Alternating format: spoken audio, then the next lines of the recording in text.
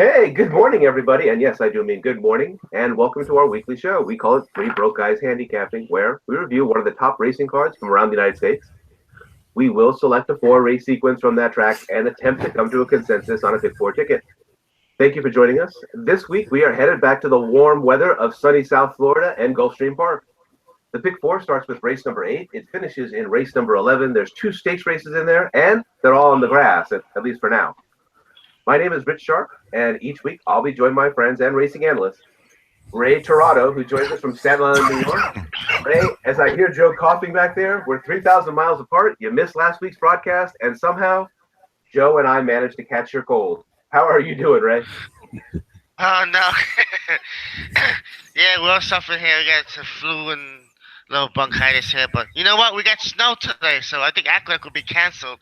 So it would be nice to go to the winter home where most of the East Coast jockeys go to in Gulfstream. That's where they go hang out in the wintertime, at least the top line ones. I'd prefer to be there today. I'm in Southern California, but I'd rather be in Gulfstream today. All right. And our other racing analyst, and each week he joins us from his home in Temecula, California. Welcome, Joe English. How you doing, Joe? I'm well, thanks. Good to see the three of us together for a change. It's been a while, so I'm glad to have you both back together.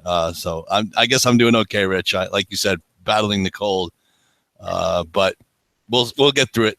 Yep, even a little bit under the weather. Three broke guys handicapping is much better than two. All right, gentlemen. All right, minus a couple of weeks, we have now been on handicapping together for the bulk of this racing season. The first episode of our show was last February.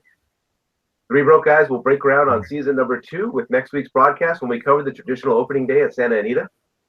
I'm not going to go into the percentages, but we did score on a total of 4 pick fours for the year. I believe the largest, which had about a $450 plus minus payout, depending on your way to your math. I'll do a better job next year for the stat junkies like myself to not only give you our wins and our ROIs, but also I'm going to try and see if I can calculate our hit percentage, show you what percentage of times we included a winner in our betting sequence. Right. Yeah. All right. But now, before we complete our very last pick 4 of this 2016 racing season, it's time for our Three Broke Guys year-end awards. So hang on for 1 second. Let me go ahead and move over here off the camera, and I'll come back. And you won't be getting an Emmy today, and heaven forbid, you're not going to get an Eclipse Award. But we're still a show, and we like to have fun. So for today's winners, we will go with the first ever. We're going to call it the Bobley Award, all right? And you guys have all seen my other bobblehead doll, Bob Baffert. He's always shaking his head at me because I usually don't pick his horses. And today I've got Hall of Fame jockey Mike Smith in here. So for every one of our winners today, we'll go ahead and give you a Bobley Award. I've got 3 categories for us to weigh in on. So Ray's going to get to go off first in the first category, and then Joe. And hopefully I can go ahead and pick, one of their 2 winners because, as you see, it's not easy for us to come up on a consensus on anything, let alone a pick 4. So, Ray, you are first up. I'm going to hand it off. You're going to hand it off to Joe. You get 1 vote for Male Horse of the Year. No Kino. You got to hit us with your best shot today. Or good morning. Go ahead. Who's your best Male Horse of the Year for 2016? Well, he's running today, and I got to say California Chrome. I mean, what can you say? He went to Dubai. He won over there. He's done so much good. He just got pinched in the Breeders' Cup Classic. He just had a great year overall. I mean, everybody he's run so well. I would take California Chrome. All right, Mr. English, over to you. No. You're going to get 1 vote for Male Horse of the Year. I'm turning Mike Smith around here in the back. I don't know if anybody sees this. This is actually a signed bobblehead doll from Mike Smith. Yeah, no, we don't see it, Rich, unfortunately. I'm going to make this easy on you, Rich. It's close for me, and it's Horse of the Year, not Horse of the Now. If it were just whoever won the Breeders' Cup Classic, obviously Arrogant would win, and it's close. But Arrogant lost in his debut at Los Al, so I can't really give him Horse of the Year over a horse who won Grade 1s around the world. I got to go with California Chrome again because it's not Horse of the Day, it's Horse of the Year, and he's accomplished a little bit more. The one thing I can foresee, that they were already probably engraving Arrogant's name on the 2017 Horse of the Year Eclipse Award. They probably already have that ready because by all reports, he's getting better. He's working better than he's ever worked. So if he's going to get better than he is, I don't see a lot of competition in the handicap division. And if he goes 5 for 5, 6 for 6, and wins the Breeders' Cup Classic next year at Del Mar, it's pretty much over. But for this year, it's California Chrome. Absolutely.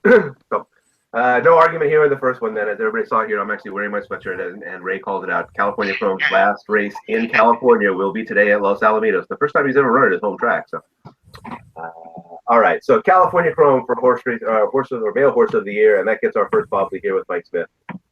Joe, you are up next. We saw some really classy ladies run this year, and quite a few were right in front of our own eyes. You get one vote for female horse of the year. Who's your gal?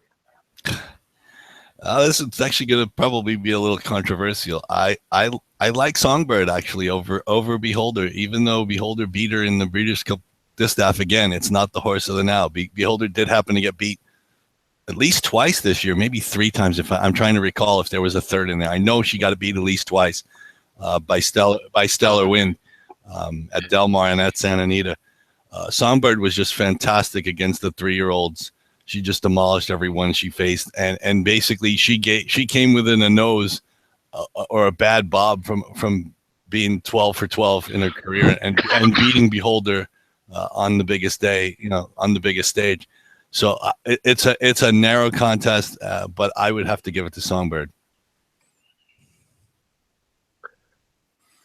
Off to you, Mr. Sherrado. You get one vote.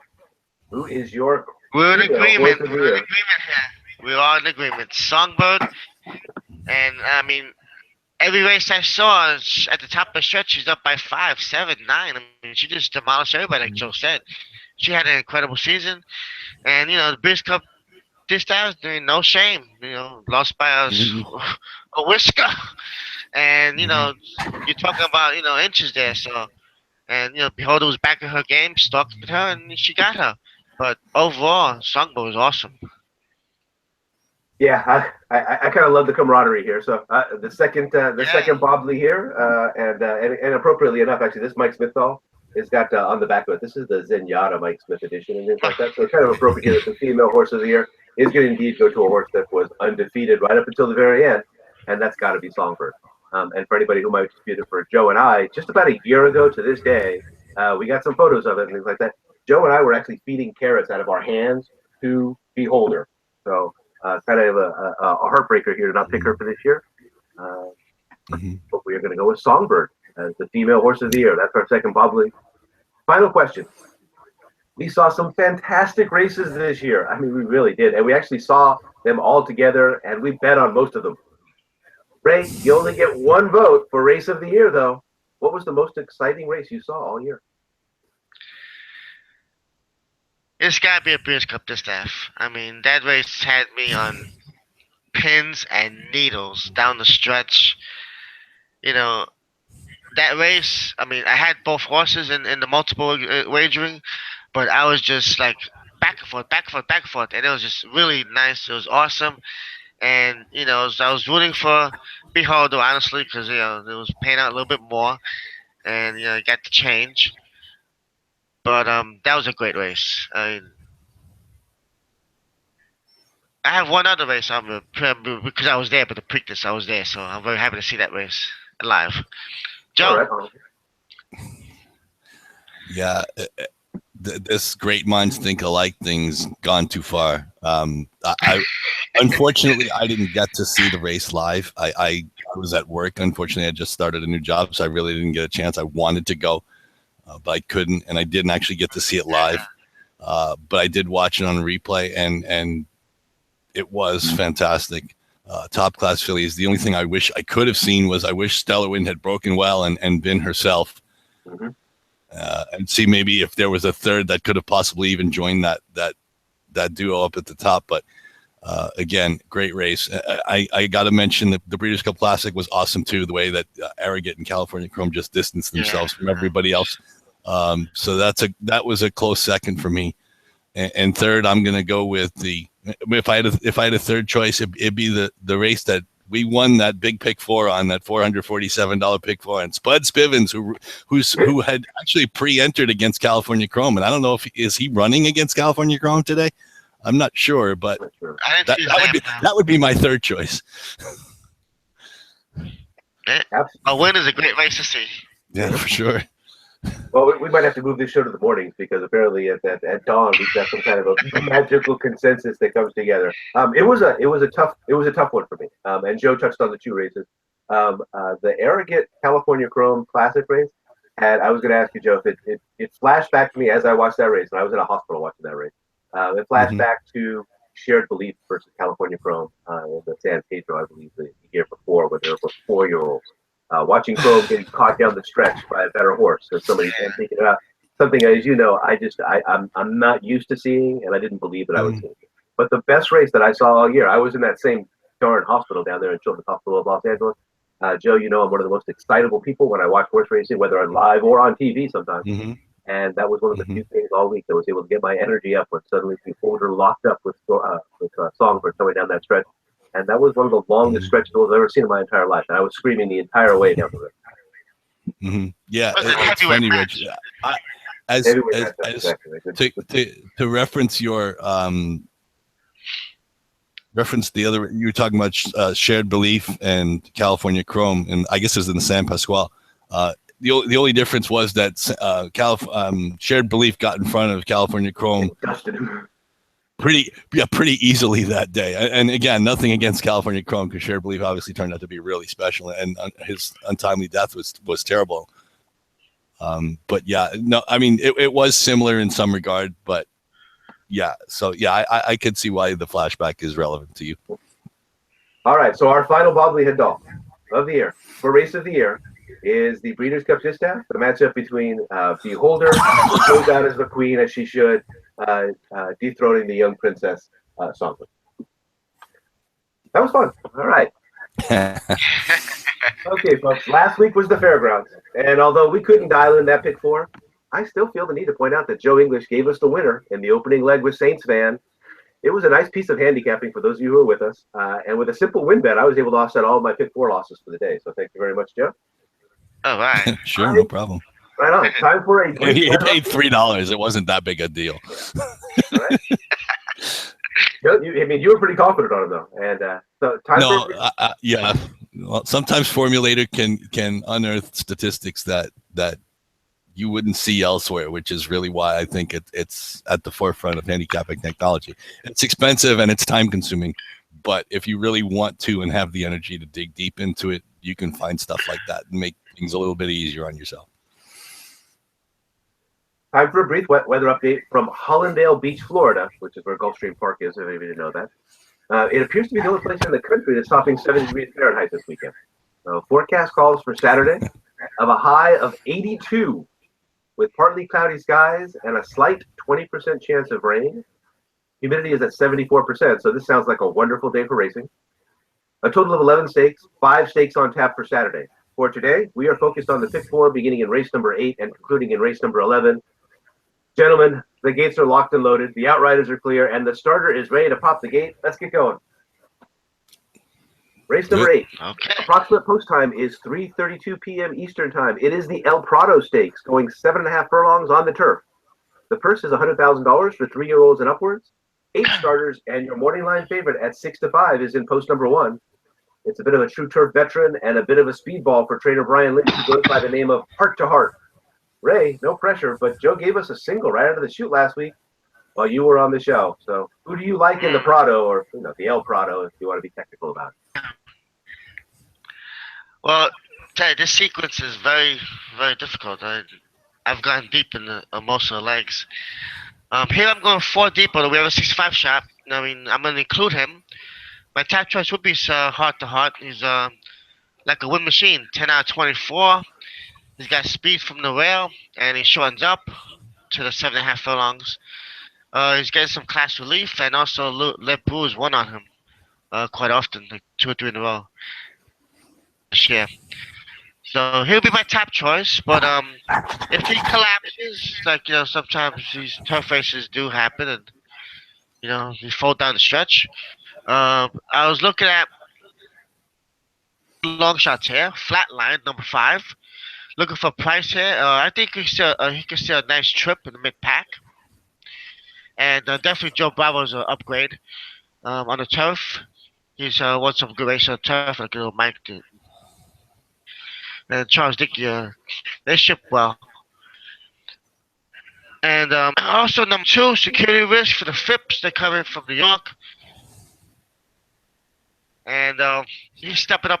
He's there for the winter, and the Phipps too has a nice stable. But again, he does well at Gulfstream, and he can sit behind also the heart to heart that shadow him.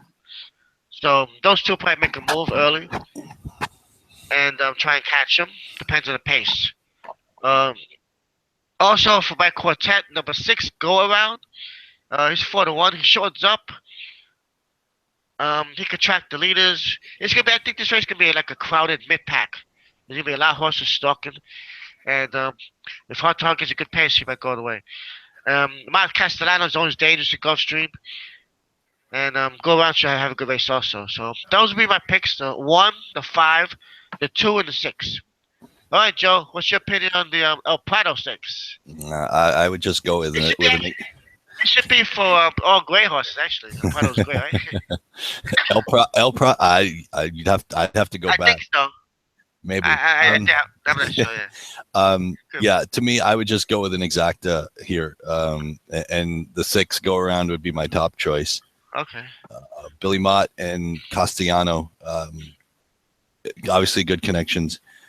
In the last race that go around ran, he beat Thatcher Street, who subsequently won the River City Handicap, earning a 99 Beyer speed figure. And in that race, the third place finisher was the Pizza Man, a horse we know well from his runs at Arlington and Woodbine. So obviously, Go Around's been running against some decent horses, not top of the line at least. I mean, but I still see Wake Forest, Money Multiplier, and Cassequee in there. So he's been battling some good ones, and Mott's not going to ship down there for no reason. And the other thing is, I like, and if you look at his workouts, just focus on the bottom of that page. You see that last workout. Billy Mott never usually sends horse to work bullet works, and this horse worked the bullet at best of 24, not best of 5 or 6 or even 10, 24. So I think this horse is in good form. I think this horse is ready to run his best race. And if you can get 4-1, great. I'm guessing you're probably going to get closer to maybe 5-2 or 3-1. And again, this could also be one of the 3 broke guys angle. The horse is coming out of an allowance race, even though he didn't win. He finished third in a decent effort at Keeneland. So I think this horse is the horse to beat. I'm not thrilled with Heart to Heart's last race, only because the horse didn't really give much in the stretch. So I was looking for ways to beat Heart to Heart. And then I ended up on Flatline, just like you, Ray. He's 2 for 4 life. He's got 2 of his 4 lifetime wins are at Gulfstream Park. And also, if you look at his work tab, he's worked 2 bullets since he got to Gulfstream. So I think he kind of likes Gulfstream better than he likes anywhere else. And the other thing I wanted to mention about it is that, again, I'll tip my hat to Formulator. Charles Dickey has a flat bet profit on the turf. If you just blindly bet every turf horse he runs, he's got a $3 ROI, and he's won 16%. And at Gulfstream, same 16% win percentage on the turf with a 2.77 ROI. So this horse looks like he's going well. He likes Gulfstream Park better, and I think he can outrun those 10-1 odds. So I would just take an exacta box and take the 5 and the 6. If you want to play trifectas and supers around that, that's fine too. But just for the pick 4, I would go 5, 6. The 6 go around would be my top choice. Rich, what say you? Since this is really the first difference of opinion we've had this morning, what are you going to say about this? Yeah, we're all over the place on this one. I actually had I was hoping that you and I at least would end up on the same side. I only ended up on 2 horses, and you started off with one of the 2 horses that I had. So I did have the 6 go around, but my top choice actually was Chalk. I ate it this time. Brian Lynch and Heart to Heart. I was looking to see if there was any rail bias. That was why I went down here just to double check that, because I was doing my handicapping a little bit late last night because of the illness. And no, there's nothing against being down there on the rail. It doesn't really help to be that much on the lead, though, if you look here at Gulfstream Park, surprisingly enough, on the turf. 14 races run, 0 going wire to wire, and that is Heart to Heart style. If he's going to win a race, more than likely he has the call at every single turn. But I'm going to stick with him. Julian Leparoux, Brian Lynch, solid combination on the turf. And again, he's got a class advantage over all these. I know he failed there at a little stakes race that last time, but if you're into forgiveness, and you guys know that I am, I'll go ahead and give him a break on that one. And then you heard all the reasons already on Go Around, Phil Mott, Javier Castellano. I could wax philosophic on that, but I won't. So I had 1-6. Joe has 5-6. Ray has 1, 2, 5, 6. 5-6. Yeah, 1, 2, 5, 6. Yeah, 1-5. Yeah. All right, and I am coming back to you guys. Hello, good morning, everyone. And we are going on to race number 9. This is an optional claim of 75 for non-winners of one race. They're going 1 mile on the turf. First is $43,000 for 2-year-olds which have never won a race other than maiden, claiming, starter, or restricted allowance, or which have never won 2 races, or for an optional claiming price of $75,000. You guys know I love these races. 12 starters, and your morning line favorite is in post number 9. Lebanese, trained by Todd Fletcher and ridden by Edgar Zayas, comes in as your 8-5 morning line favorite. So, folks, pardon a horrible singing voice, and please remember it's about 6 o'clock in the morning out here in California, but 12 2-year-olds on the turf and a handicapper in Temecula. Joe, you're up. I didn't know there was a talent portion of the competition. There is. I guess I need to prepare for that next week. I'm sorry. Actually, I did want to say one thing. Good morning, Vietnam. I've never said that. Anyway, because we rarely do the show in the morning, which is why I wanted to say that. It's funny. I do like horses who win by open lengths on the turf, but then again, I'm going to be the champion of Formulator for, I guess, forever until somebody else comes up with a better product. I looked back at the horses that Lemons beat, and there really isn't much or wasn't much in that field. So a horse that winning by 9 1/4 is not really, wouldn't have really been unexpected. I actually went with the rail runner here. I went with Holiday Stone. Like Rich said, being down on the rails not a bad thing. Gulfstream, you get to save ground, and the barn is only 4 of 32 over the last 30 days, which is 12%. I mean, which isn't terrible for some. Some barns would love to have that percentage, but 3 of those wins were on the turf. And I want to go back to the dam, Lucifer Stone. The horse, she hasn't really dropped very many runners per se. But just looking at her record, she was a Grade 1 winner. She won the Garden City Breeders' Cup at Aqueduct in 2004. Actually probably Belmont, and she had 100 buyer speed figure that day. She also had won the Grade 3 Here Comes the Bride at Gulfstream. She was trained by Linda Rice, and she was 5 for 10 lifetime. And most of her success came on the turf. And obviously, the jockey and obviously the trainer in the barn knew to put this horse on the turf. So I'm thinking this horse could get better. Again, we'll save ground as opposed to maybe the favorites who are on the outside and may end up with wider trips. And I'm going to take 9-2 over whatever the odds are on Lemons every time. So again, I would take Holiday Stone as my top pick. This really was a tough race for me to ferret out. Underneath, I would go with the 7, Rocky Coleman, 10-1 for the Delgado Rosario connection, and the horse took advantage of a weird race in his last start. I watched the race, and 2 horses in front of him actually bore out, one on the first turn and one in the stretch, and basically made it easy for him to come through on the inside and win at 20-1. The trainer's 16% overall, but 31% with maiden winners last time out running on turf again. So the horse out, the barn obviously knows what they're doing with turf horses. And I love the fact that Joel Rosario decided to stay on this horse. So I'm going to give this horse another look at a big number, and you may even get based on the Brisnet past performances and the speed figures there.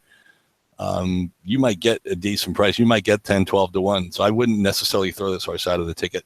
And the other horse I'm going to use is the 10, Aves Mesa. And I know Rich knows Jersey Carroll from his time up at Woodbine.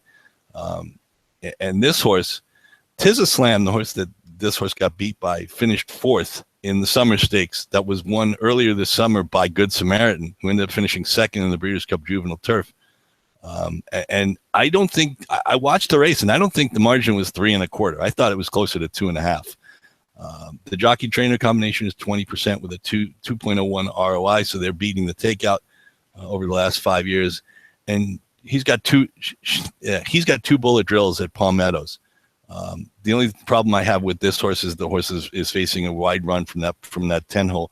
But again, I would take 10, 12 to 1 from that spot, as opposed to taking whatever odds you're going to get, 4 to 5, 7 to 5 on Lemonist. And I'm not the hugest fan of Todd Pletcher's horses on the turf. You give him a dirt sprinter, absolutely, he's all over it. Turf horses going long. I mean, I'm not saying he's a bad trainer. I'm just saying he's not all that on the turf. He's sort of like Bob Baffert on the turf. Not that he can't get one ready or win with turf horses. I just don't think he's all that, and I think they get overbet based on just the Todd Pletcher name. If you looked and you dug into the stats, you'd see that on turf, Pletcher's ROI is not even beating the takeout. So I'm trying to beat the favorite here. So I would go 1, 7, 10 in that order, and then I will pass it on to Snowy Staten Island and Mr. Tirado. Tirado, what do you think of this ninth race on the grass? Actually, yeah, I kind of agree with you. With the favorite, I think he's very vulnerable. He had a blowout win, but that happens, and they're based on the field, and also is that after the win he got a 2-month layoff. So I mean, either there was no races around, or Pletcher will find a race for horse, or maybe something's like he needed a little time off. So he's very vulnerable. My top choice here would be the number 10, Avis Mesa. You mentioned her, and Josie Cow is a great trainer, shipping down. And actually, this horse ran in the stake race, so 250,000, and he ran pretty good. He was even in the race, and he was in the race. A little luck here and there, he would have done better. He's a new face for this group, so and 10 to 1, I'd take that anytime. And also, I like number 1, Holiday Stone, like you. First race against winners, he stretched it out. George Reeve is very good with 2 votes. He produces these long shots, and he can surprise you. Lascano is a great jockey. He's down there for the Gulfstream meet, and he could have a nice trip around the rail. He's got a little early speed. He can pump the pace. He needs to pick up a few more legs. And also, we got number 2, Nassau Talent. The Ramses are here. Those Cannon Sour, they're here with the big red R. And homebred out of Kitten Joy Mare. It actually drops down, and the Lewis Science Joe Sharp at 36% on 11 races. Needs to find a few more legs also. Figures a little low, but they can improve. And had a nice main score at the distance. So I would go, and if we had to, I would throw the 9, but I think he's very vulnerable. So I would go with the 10, the 1, and the 2. And I will leave the 9 out. Yes, beware the Ramses. They were there. All right, Rich. We got to say about this turf race. It's pretty wide open once you get past the favorite. Yeah, I was actually looking at the 10 horse, 80s Mesa, so I had actually not paid attention to that last night. I looked at it as closely as I should have. Just so you guys know, that speed figure, that early pace figure right there at Woodbine, plus 20, plus 19. Those of you who are fans of the movie Spaceballs, that is considered ludicrous speed up at Woodbine. Josh, shh. So, my topic, Ray caught onto it right there at the end, and he's like, you guys have, if you've watched the show or if you've seen our shows before and like that, you know that I have almost a bizarre type of respect now for the Ramses, Ken and Sarah. I put them in Game of Thrones classification, which is like messing with the Lannisters. And they own and they've read this one, so watch out especially. And then in addition, look who the trainer is.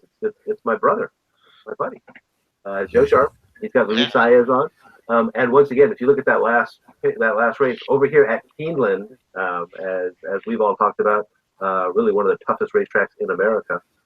In an allowance race for non-winners of 2, a really high early pace number, plus 16, then a plus 19. This race was absolutely cooking over there in Lexington.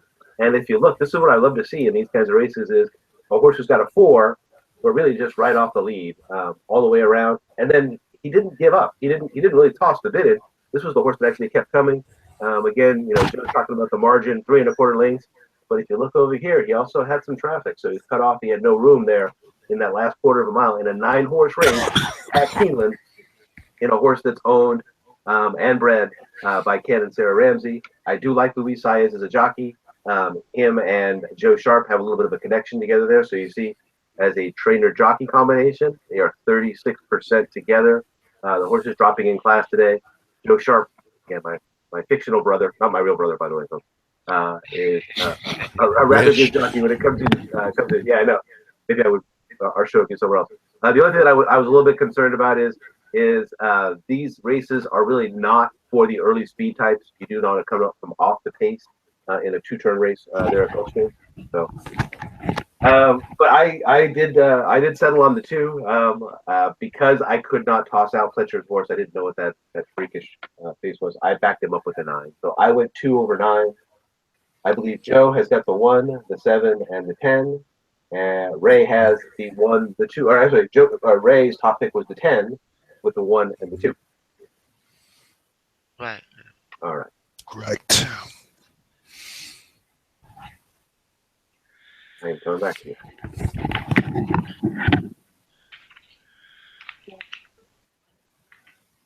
All right, moving on to race number 10. This is the companion race for the El Prado. This is the South Beach Stakes. And they are going 7.5 furlongs on the turf. The purse is $100,000 for fillies and mares, 3-year-olds and upwards. 9 starters, and your morning line favorite at 2-1 is in post number 9. Oh, where have we heard this name before? Sandiva, trained by Todd Fletcher and ridden by Javier Castellano. Ray, back to you. And if he wins these 2 races here today, we may need to add a Todd Fletcher bobblehead doll to my shelf. Who do you like in the South Beach? It's a pretty interesting race. There's some horses here dropping down. I actually settled on the number 1, Exiley. I see he had traffic in his last race. He ran in the optional claiming race at Belmont. Came in for layoff. He had a slight little layoff now. He was the favorite. Got beat by a nice horse called Dickinson. He's had second time Rosario, so you got a little better to know him. And Christopher Cloud, the great trainer on the turf. And Can I have my shoes? he's gonna get a nice trip right in the rail. He got a little bit of speed, and he'll pump the pace. Stay back in mid pack. I did look at number 9, Sandiva 2-1. Just a class of field, but 4-month layoff is a little concerning to me. But he is 3 for 5 on the course, and Pletcher will get them ready. So it should be in the picture. Coming off the grade 1 Diana, I mean, you see a lot of grade 2s there. You see Dacita, you see all these horses here, Lady Lara. Tepin, running against Tepin. So, this is definitely a class relief here. $100,000 race, not great at stake. So, maybe just looking for a little confidence booster here. Did win early this year, but has 3 losses in a row. But Pletcher's here, they're here to win. They always come down here looking to take the money. I gotta have a long shot here. Number 2, Amis Mesa. I tell you, this horse not bad for the turf race at Gulfstream back in January. Ran an even 5th. They closed a little bit. Picked up 5 horses. Probably just beat tiring horses. Anyway. But he did pick up like 4 or 5 lengths from the first call. Did step slowly. And as you can see, 4 wide over there. And it is Josie Carroll again coming for Woodbine. And he won a synthetic twice and finished second, but the race wasn't that bad on the turf, so I'll forgive that. And it looks like a group he can handle. So at 20-1, I'll take that price any day. Number 6, Neck of the Moon, 9-2. I think this horse needs to work out a trip. Paco Lopez definitely knows the course. And Chad Brown's a great shipper. And he's becoming a monster trainer on the turf. So you always gotta respect him. So I would go 1, 9, 2, and 6. My picks here. I would favor the 1, and I mean I like the 2 also. You know what? I put the 2 over the 9. So that's my second choice there. So get a little price, maybe get a good payout. So the South Beach Stakes. They should run on the beach actually. I want to take this opportunity to announce that I'm taking my talents to South Beach. Oh, I'm sorry. Right. I'm actually just I'm handicapping the South Beach. Sorry, LeBron. I'm sure you made more for the boys and girls clubs than I just did there. Unfortunately, I think my strategy was more to go for longer prices earlier in the sequence and end up on favorites late. So I ended up with Sandiva on top. She does love this course. She's never been off the board with Castellano in 7 career tries. And I don't really need to go in any further. Ray mentioned already enough about her. But again, she's my top choice. And I decided to try and find a long shot to see if we could make some more money and make this a really nice payoff and maybe even a signer.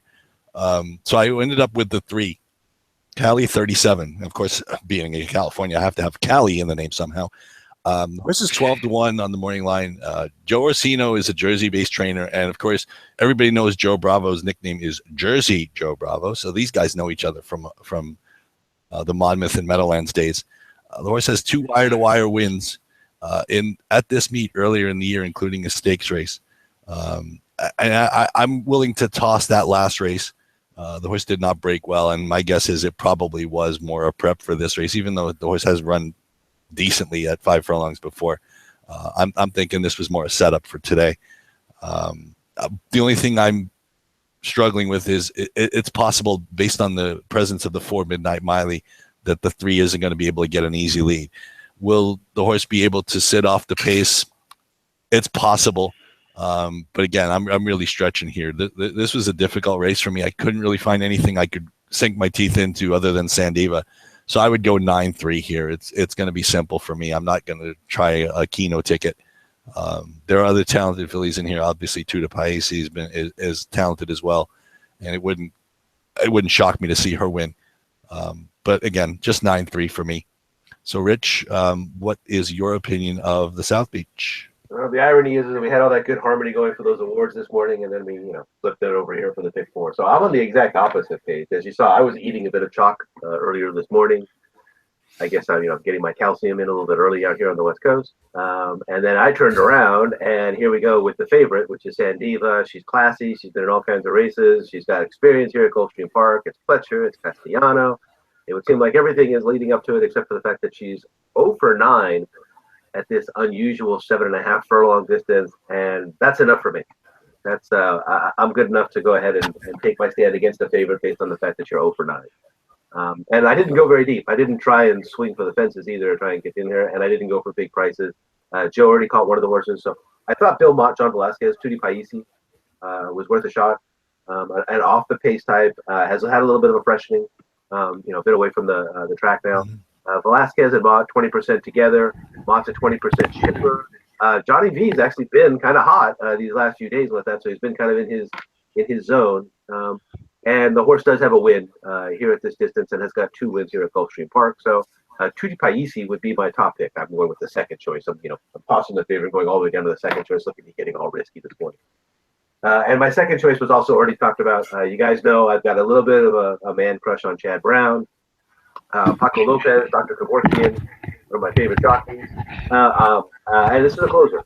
So we already looked at the 7.5 furlong number a little bit earlier when we had the boys race up here. So the one place you don't want to be in this race is up on the front. You don't really want to be in the lead. I guess if you want to count it this way, you could say that 43%, just a little bit less than half the time on turf here in Gulfstream, somebody is up or kind of close to the lead. But as you see here, it's 67 or 57% of the time. They're coming from off the pace. So I was looking for somebody from off the pace, and that will go ahead and be Tutti Paesi and neck of the moon for me. I went 6-7. Joe went with the 9 on top. He's got the chalk there and the 3 underneath. And Ray has the 1 and the 2 on top.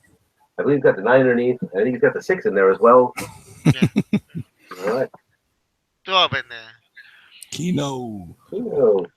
And we are ready for the finale. Come back to get one last night.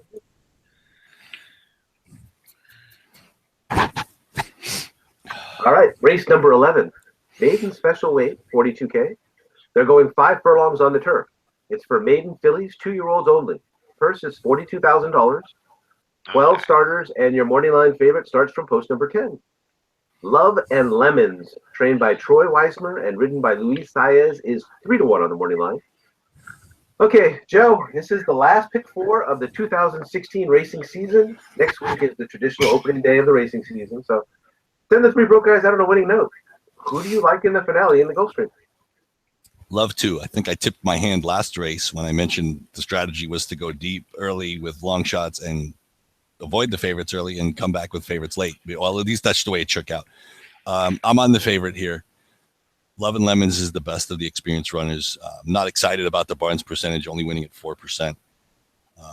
But the horse that beat this horse last time out, beat the benchmark, is a Chad Brown runner, and she's stakes place twice. And I can't remember one of them was the Chelsea Flower, and they were both at Belmont.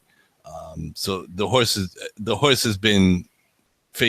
faced much better, obviously in that last race. And again, she's the best of the experienced runners. I don't necessarily like the post, but sprinting, it's not the end of the world. I think the horse has enough speed, obviously, to sit wherever Saez wants to put her. But again, based on the fact that she got beat by Beat the Benchmark, who's a 2-time graded stakes runner for Chad Brown.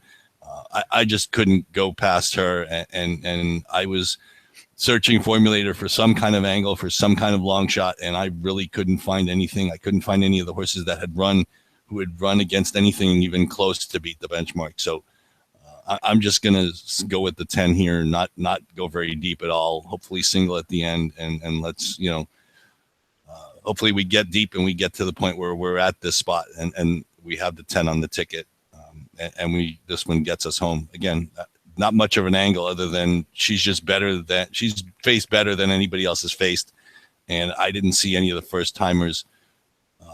Again, I saw all the bullet works for Pletcher's 2-year-old on the turf, but again with sprinters he's better. But I'm not willing to take a short price on a horse like that. I'd rather take the short price on the horse that's been beaten by a 2-time graded stakes place horse. So the 10 is it for me. Love and Lemons, 3-1 on the morning line. Ray, what do you think? Oh, it's interesting race. I actually went too deep. I'm gonna start with the rail horse, number 1, Delphinia. Wesley Ward usually comes out and he's good with young horses. And Johnny V's aboard. This horse has some speed. Gonna give has a better draw than the 10, so we have a little advantage here for a few steps, and maybe could hold the rail position. We got some good workouts there, and Wesley was a good second time out, like 20%, and so 4-1 is not a bad price for me. I did like Pletcher's horse, number 8, Saintfully. Got some good gate works, and Pletcher have her ready. Going to 5 furlongs, and the broodmare side, Saint Bellado. I remember that horse could fly, and she had a tremendous amount of speed. So maybe it'll kick in for this horse, Saintfully. That's all. I just went too deep, 1 and 8. I wasn't that good with the 10. We could, that's my opinion. Maybe the post or the horse has run, but I just took a stand and took 1-8. We gotta say about this main race. This is a Florida, right? The last race of Florida. One of those ones. One of those ones that seems like it had the ALL button written all over it. I had some. Yeah, sure. Yeah. I had a real difficult time with this race. So unfortunately, the numbers. I did like the horse that Joe mentioned, Love and Lemons, was the favorite. It was the numbers that were a little bit striking. I'm not crazy about seeing as many zeros up here as I see with the trainer. That's not usually where you'll see my money headed and things like that.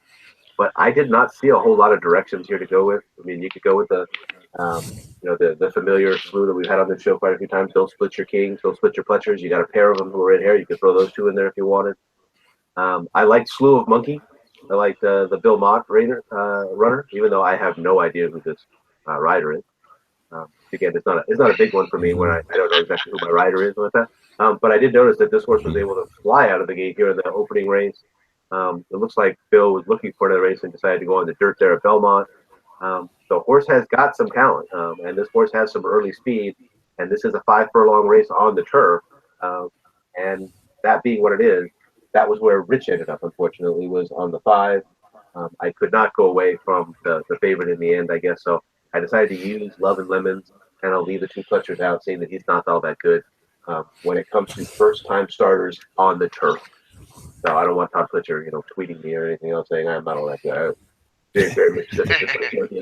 Stop that. He's a bomb. He's a bomb. So, Rich there, I went with Not the really. 5. Yeah, I went with the 5 and the 10. I think Joe went with just the 10, and I believe Ray, I've got you with the 1 and the 8. Yeah, 1-8. All right. Here we go on to our next sequence here, and I will go ahead and get that ticket, and we can go ahead and go on to 4 tickets. Hey, guys, unfortunately, there's something I need to mention. Sadly, and I'm assuming everybody who, I don't know about everybody who's watching, but I'm fairly certain the 3 of you guys probably have heard of the passing of Garrett Gomez. I'm sorry. Then okay. Unfortunately, he apparently took his own life at age 44. Oh God. And like I said, I want to send definitely our condolences to his family. But I just want to remember back to the late 2000s, 2008, 2009, 2010, when he was Mike Smith, he was Gary Stevens, he was everybody's big money rider in that era. And I'm sorry, Zenyatta fans, I'm going to have to do this to you, but he was the one who was on blame, and he got blamed to that wire just before Zenyatta got there. And that's, like I said, he was ultra talented. He was fantastic. Could do everything on the track. And unfortunately retired too soon. He was battling demons, obviously. But I wanted to, send our condolences to the family. It's tragic that he took his own life at such a young age. Being that he's 44, not that I want to give anything away, he's younger than the 3 of us. And that's a really sad thing. And like I said, I just wanted to make sure everybody was aware of it. And again, condolences to him and his family and his friends. And the racing community too. Yeah, absolutely. Yeah. We'll miss him. I mean, he's a good guy. I mean, terrific. Terrific talent. I mean, could do everything. Couldn't win long on the turf, short on the dirt. It made no difference. Yeah. It hurts, but yeah. Rest in peace, Gogo. Yep.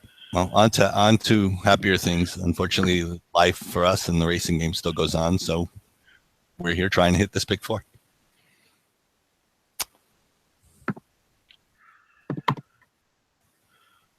Excuse me, fellas. I got to go get some tea. I'm still trying to battle the cold and. Oh yeah, go for it.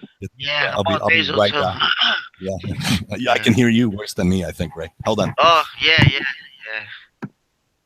These cold seasons in New York, they get you, but it's all right. It's the 4 seasons. Gotta love it. Oh, that looks expensive. Ooh. Oh yeah.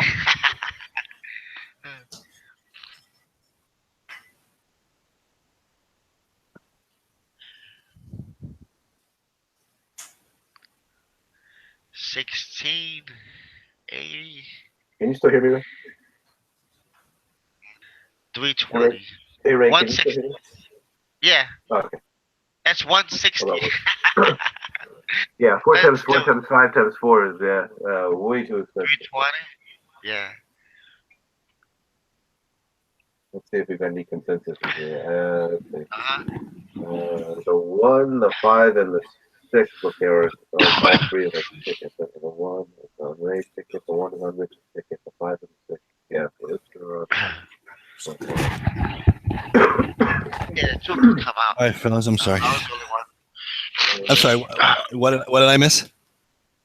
We were at 160. Yeah, we were at we were at 160, so we're already starting the tear down process. Yeah. 160. Oh God. Yeah, Like, just to mention, we don't have that much in our account. Just so that you guys, I'll make that abundantly clear right this second. I'll send you money right now. Send you money. There you go. Yeah, right. We need. I was gonna say we need a PayPal account or something. PayPal, yeah. Pretty soon you'll touch your forehead and send money. I'll tell you. The way technology is. Don't tell my kids that. Oh boy. Forget it.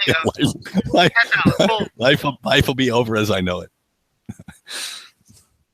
Like the Wonder Twin powers, you touch each other. Ding, ding, ding, ding, there you go. Share money.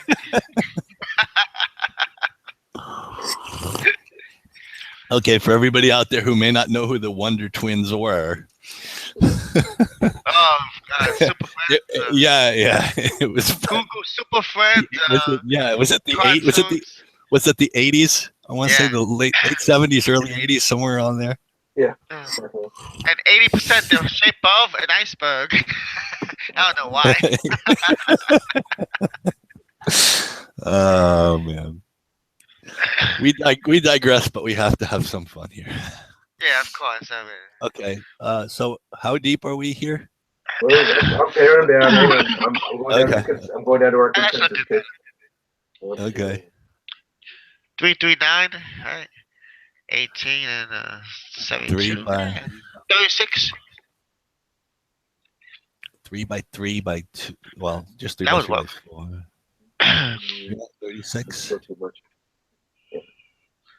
36 bucks. 36 works for me, but yeah. I mean, it's $12. It's $12 a piece when you look at it three ways. It's not. If that's again, I don't want to do anything if everybody isn't uncomfortable with it. We could pare it down if we needed to. Yeah. Well, if you look at that, those are kind race of 8.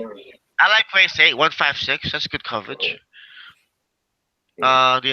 Race 10 is the tough. Race 9. I'm sorry, race 9 for me. Race 9 for me is the tough one. I know we all mentioned Avies Mesa. You two guys mentioned Nassau Talent. I looked at a little. Yeah, that's fine. I can go with that. Yeah, that's good. Yeah. Yeah. This ticket works for me. 6-9 is an even, and yeah. That's fine. I mean, like I said, I can do with this.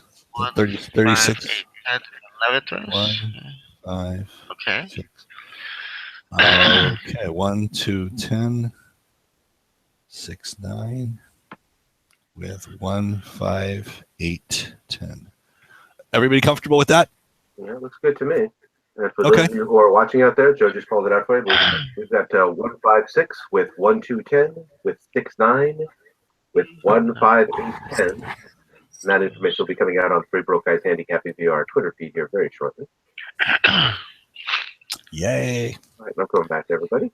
Let's play. All right. And for those betting the pick 4 at Los Alamitos today, you can have a single at California Chrome. Well, actually, he's not even in the pick 6. Oh no! The race is not even in the pick 6, and really? I want to. Can I wax philosophic or get on a Can I get on a soapbox for a little bit, please? Is it possible for me to get on a soapbox? Yeah, but wait a minute. I think he is in the pick 4, Joe, isn't he? I think it's the last race of the day. They should give him 150 pounds. Okay, I think they made you wait. I think it's the very last race. Okay, because I was under the impression, I guess, basically through social media that it wasn't that he wasn't part of the pick 6, and it may be different at Los Al, but I think. Race. But I may have been misled, and if I was, I apologize. But I can't believe that. Wow. Los Alamitos is not. They are not accepting place or show betting in that race, and that to me is really silly. I mean, it's like, yeah, of course, California Chrome would get right. the bulk of the. But if that's the case, why are they even running the race for month? Why are they even making it a betting race? Why don't they just run it as an exhibition? Yeah. What's the difference? I mean, I thought this part of this was gambling. I mean, how many times have we seen horses that were 1-9 who were 2-5 and have big minor show pools run up the track and the track? I mean, again, I don't expect California Chrome to run badly, but God, give the players a break, give them a chance to at least make some money on something they really like. And to me, it makes no sense for Los Alamitos to do that. But then again, that's just me. I'm off my soapbox. He's off his soapbox. It is the final race. It's race number 9. It is in the pick 4, and it looks like it is in the pick 6. So, for those of you who want to gamble and take up on Mr. Corrado's generous offers or a single, I certainly be doing it then. All right. For those of you watching, if you enjoyed the show, we will be back next week because, as you have heard, we've been here almost every week in 2016. We're going to get together to take a look at another exciting card. It's one of my favorite racing days of the year. It's opening day at Santa Anita Racetrack in Arcadia, California. And with any luck, me and Joe English will actually be right there at the track. All right, yeah, nice. Hopefully, yes. All right, gentlemen. That's all the time we have for today. It is always a pleasure to handicap with the two of you. Absolutely. No doubt. Joe English and Ray Torado, I'm Rich Sharp. Thank you for watching Three Broke Guys Handicapping. Good luck and good day. Good day. Have a good day.